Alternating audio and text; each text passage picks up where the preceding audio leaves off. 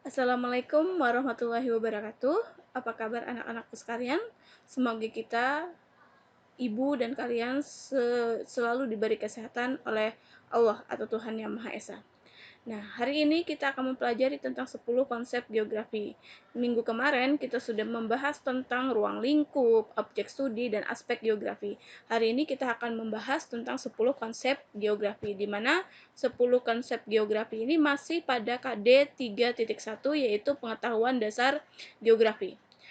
Yang namanya konsep geografi itu adalah cara pandang untuk menganalisis fenomena atau gejala yang terjadi di permukaan bumi, di mana konsep yang pertama yang kita akan pelajari adalah konsep lokasi, yaitu merupakan letak suatu fenomena di permukaan bumi. Nah, konsep lokasi ini dibagi atas dua, yaitu konsep lokasi absolut dan lokasi relatif. Kita akan bahas kedua perbedaan konsep lokasi absolut dan relatif. Konsep lokasi absolut, ini bertandai, konsep lokasi absolut ini adalah letak suatu tempat yang tidak dapat berubah karena menggunakan letak astronomis. Nah, di sini kalian tandai adalah letak astronomis. Jadi, lokasi absolut ini adalah menggunakan letak astronomis. Sedangkan lokasi relatif adalah, nih, ditandai sebentar. Nah, konsep relatif ini letak suatu objek dilihat dari objek lainnya di sekitarnya. Ibu contohkan lokasi absolut itu, contohnya Indonesia berada di 5 derajat lintang utara sampai 11 derajat lintang selatan dan 95 derajat bujur timur sampai 141 derajat bujur timur. Itu untuk lokasi absolut. Sedangkan lokasi relatif dilihat dari objek di sekitarnya. Misal di sini, Indonesia berada di antara dua benua dan dua samudra. Kita lihat benua apa saja? Benua Asia, kemudian ada benua Australia, Samudra Pasifik, dan ada Samudra Hindia. Nah, ini adalah perbedaan konsep lokasi absolut dan konsep lokasi relatif. Kemudian konsep yang kedua adalah konsep jarak. Konsep jarak itu berhubungan dengan lokasi. Jarak adalah ruang di antara satu lokasi dengan lokasi lainnya. Jarak dibedakan atas dua, sama dengan lokasi tersebut, yaitu ada jarak mutlak, ada jarak relatif. Nah, di sini kita bedakan lagi jarak mutlak dan jarak relatif. Bedanya di mana? Kalau jarak mutlak itu menggunakan satuan ukur seperti meter, kilometer, sentimeter. Itu untuk jarak mutlak nih, misalnya dari sini Jakarta ke Bandung itu 118,40 km. Nah, ini namanya konsep jarak mutlak. Sedangkan jarak relatif menggunakan satuan waktu.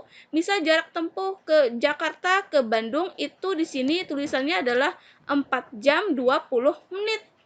Nah, itu menggunakan satuan waktu untuk jarak relatif. Kemudian, konsep yang ketiga adalah konsep keterjangkauan.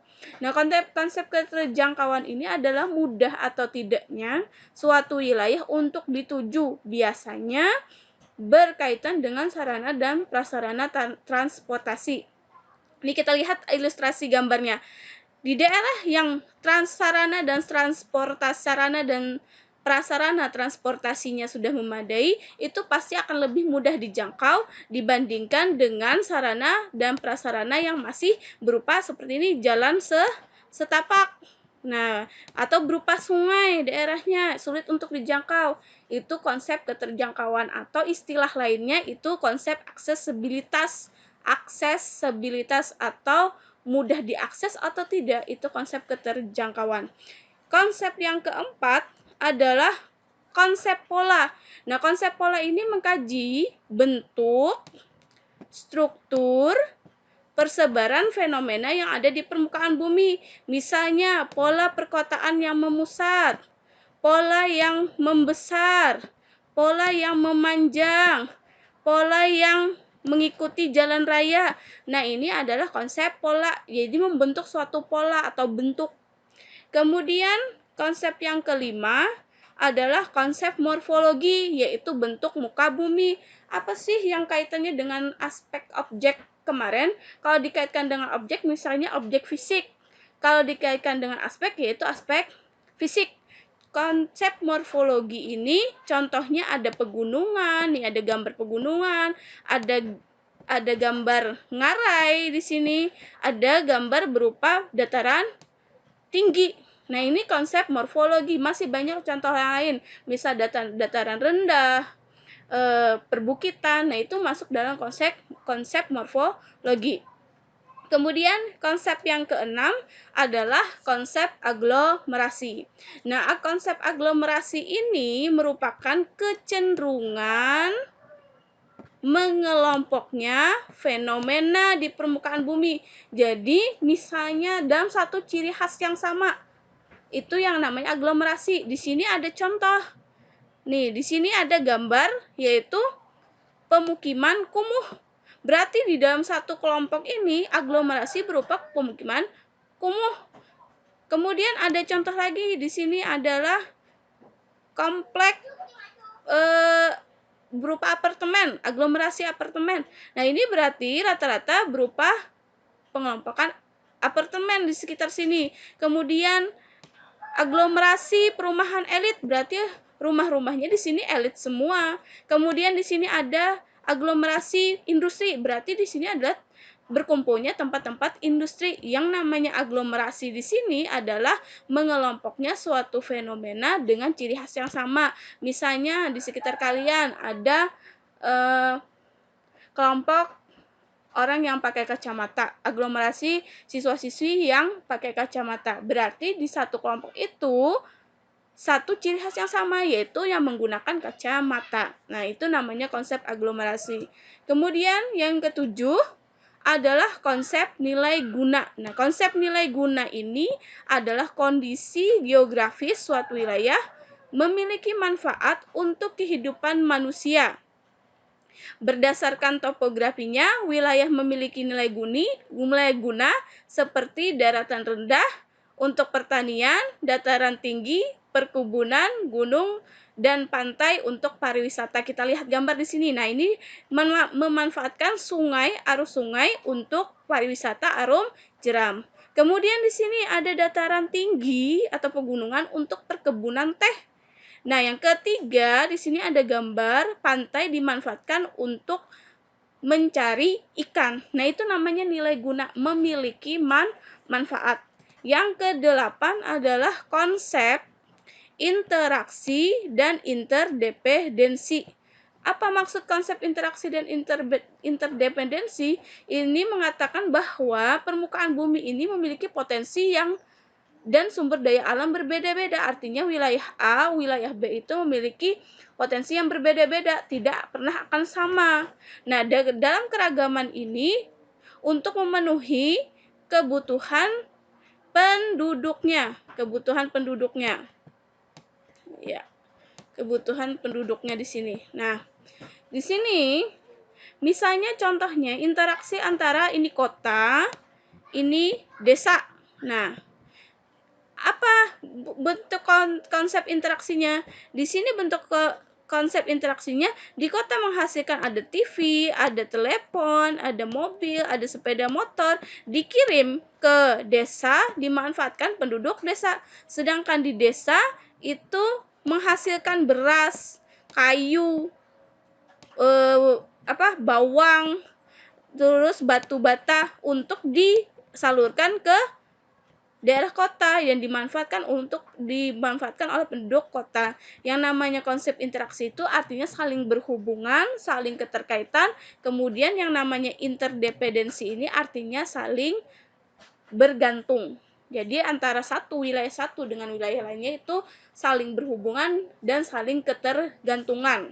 Karena tadi perbedaan potensi sumber daya alamnya. Yang kesembilan adalah konsep diferensiasi area. Nah, konsep diferensiasi area ini artinya setiap daerah itu memiliki kondisi fisik atau sosial yang berbeda-beda. Jadi konsep diferensiasi area ini pasti ada kata kuncinya membandingkan. Kata membandingkan wilayah A dengan wilayah B. Contoh misalnya konsep diferensiasi area. Di daerah pedesaan dengan di wilayah perkotaan. Nah, kita akan membandingkan wilayah desa dan wilayah kota. Wilayah desa itu kondisi fisiknya berupa banyak pohon, sedangkan di daerah perkotaan lebih ramai. Nah, itu artinya kita membandingkan dua lokasi, itu diferensiasi areal. Contoh lain misalnya, di daerah dataran tinggi, penduduknya bermata pencaharian sebagai tukang kebun teh, pemetik teh. Sedangkan di daerah pantai, itu penduduknya memanfaatkan pantai sebagai nelayan, mencari ikan. Nah, itu artinya ada dua wilayah dibandingkan. Namanya juga different, artinya perbedaan. Nah, terakhir adalah konsep keterkaitan ruang. Adalah terjadinya interaksi sebab akibat antar daerah. Contoh, petani di daerah dataran rendah akan berbeda dengan daerah dataran tinggi. Nah, contoh diferensiasi area, contohnya misalnya, contoh yang terakhir ya, bukan diferensiasi area, tapi konsep keterkaitan ruang. Misalnya, berhubungan atau terkaitnya suatu fenomena fisik mempengaruhi penduduknya. Tapi satu wilayah bedanya dengan different, kalau different itu ada dua wilayah yang dibandingkan, sedangkan keterkaitan ruang ini, Ibu besarkan dulu, keterkaitan ruang ini dia kondisi fisik akan mempengaruhi penduduknya. Contohnya, misal di daerah dataran tinggi, penduduknya memakai pakaian tebal. Artinya kondisi fisik yang dingin itu mempengaruhi pola hidup masyarakatnya. Jadi harus pakai pakaian tebal supaya lebih hangat. Nah, itu adalah 10 konsep dalam geografi. Silahkan kalau yang ada ditanyakan untuk menanyakan di kolom komentar. Sekian dulu penjelasan dari Ibu. Assalamualaikum warahmatullahi wabarakatuh. Bye.